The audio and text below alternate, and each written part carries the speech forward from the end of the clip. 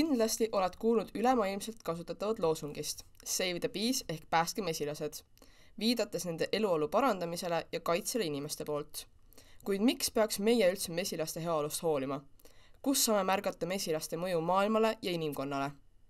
Nii kodu kui ka metsmesilased on kriitiliselt tähtsad toidutaimede tolmendamisel, mille hulka kuuluvad näiteks mustikad, mandlid ja oad. Putukate tolmendamise ülemaailmne väärtus on hinnanguliselt 153 miljardit eurot aastas. Samuti sõltuvad paljud metsalilled tolmendamisel mesilastest.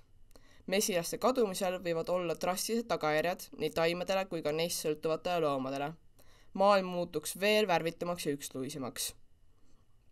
Paljud teised olendid eksisteerivad tänu mesilastele, sest nad toituvad mesilastest või nende saadustest. Näiteks kaevavad mägrad maamesilase pesa välja, et mahlasid meekärgi maitsta. Lõuna-Euroopas elav linnuliik mesilase näpp sööb peamiselt, võite ilmselt ise ka arvata, mesilasi. Mesilasi võib kutsuda ka keskkonnamuutuste valvekoerteks. Paljudel mesilastel on äärmiselt täpselt elupaiganõuded, mis tõttu reageerib keskkonnamuutuste populatsioon kiiresti ja muutub närviliseks.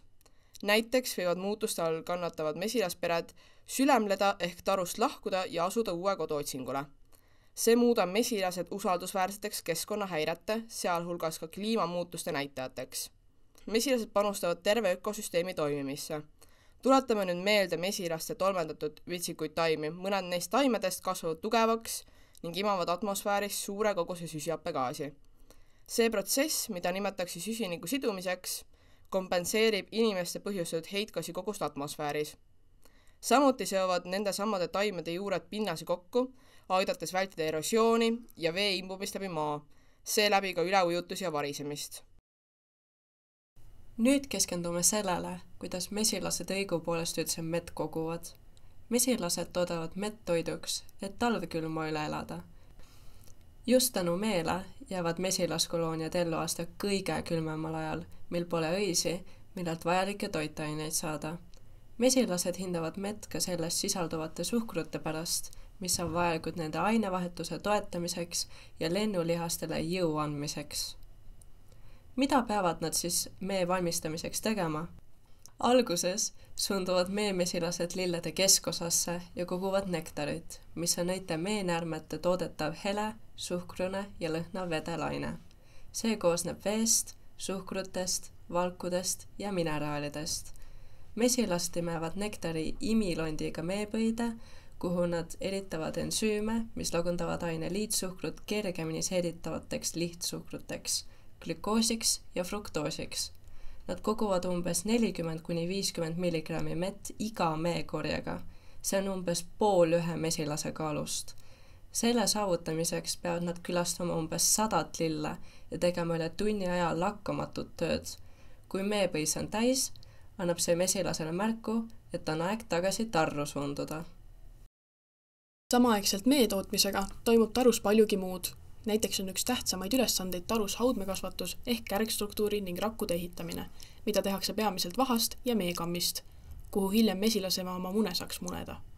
Peale seda, kui mesilasema on raske töö ja vaevaga munad munenud, arenevad need vastseteks ning ka nende kasvamine toimub just seal samas tarus. Kõigepealt toituvad sündinud vastsed tarus toidetud mesilaspiimast, kuid hiljem hakkavad nad toituma mesilasleivast, mis on peamiselt õietolmuga segatud mesi ning mis on arenevatele mesilastele kõige tähtsam toiduallikas. Kuna mesilaste hulk tarus tänu uutele sündinud vastsetele suureneb pidevalt, tekib igas tarus mingi hetk ülerahvastatus. Sellele on mesilastel aga lihtne lahendus. Osad mesilased peavad lahkuma ning uue taru looma. Selleks on eelkõige vaja uut mesilasema, kelle valib välja vastsete seast üks töömesilane. Kahjuks on mesilastel kohta herilased ja temperatuur. Herilaste eest valvavad töömesilased pidevalt taru. Soodsa temperatuuri hoidmiseks tarus moodustavad töömesilased kobaraid. Töömesilastele jagab käske emamesilane, vabastades feromooni, mis reguleerib teiste mesilaste käitumist ja paljunemisvõimet. Tavaliselt liigendatakse mett kogumisviisi järgi 3: õie, lehe ja mesikastemeks. Õie ja nektarimett toodavad mesilased õistaimede nektarist. See on taimse päritoluga ning kõige levinum mesi. Lehemett saadakse taimelehtedega kogunenud lehetäide ja teiste putukate magusast eritisest või kuuma ilmaga lehepinnal tekkinud kastmest. see on nii taimse kui ka loomse päritoluga. Mesikastemett toodavad mesilased mesikastest, mis eritub leht- ja okaspuudelt, pilliroolt, ubadelt, rukkilt ja teistelt taimedelt. See on samuti taimse päritoluga. Nüüdseks olete tutvunud mesilaste igapäevase eluga ja mee tootmisprotsessidega. Kuid kuidas jõuab mesi selle kuusnurkse kärekese seest lõpuks sinu söögilauale? Siin tuleb mängu mesinik, kes eemaldab meekärje tarust. Kui kärjeraamid on jõudnud meevõturuumi, eemaldatakse kärjekannult mesilasvahast kaaned ja asetatakse meevurri. Vurritamine on tsentrifugaaljõu abil kärjest mee eraldamine. Kärjepaneelid käivad tünnilaadses masinas ringi, mesi paiskub silindri seintele ja vajub põhja, kust on seda juba lihtne otse purki valada. Nüüd tead, kuidas mesi sinu teelusikale sattus. Jäta meelde, selleks, et kõik mees leiduvad kasulikud ained ka päriselt sinu organismi jõuaksid, ära kuumuta mett üle 40 kraadi. Lase teel veidi jahtuda.